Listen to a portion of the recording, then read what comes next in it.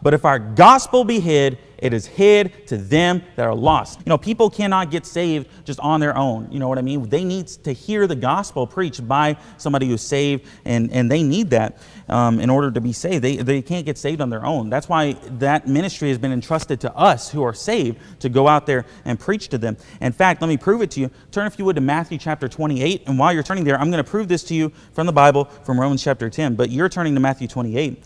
It says in Romans 10, it says, "For whosoever shall call upon the name of the Lord shall be saved. How then shall they call on him in whom they have not believed? And how shall they believe in him and of whom they have not heard? And how shall they hear without a preacher? And how shall they preach except they be sent?" How shall they hear without a preacher? They must hear the gospel by somebody who's saved in order to get saved. That's what the Bible teaches right here.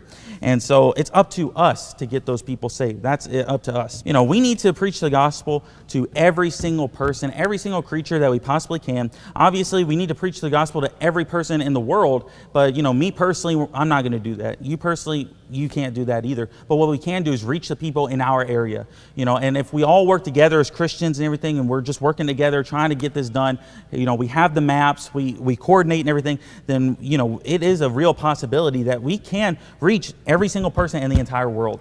Paul did it in his day, and that's our job for us today as well.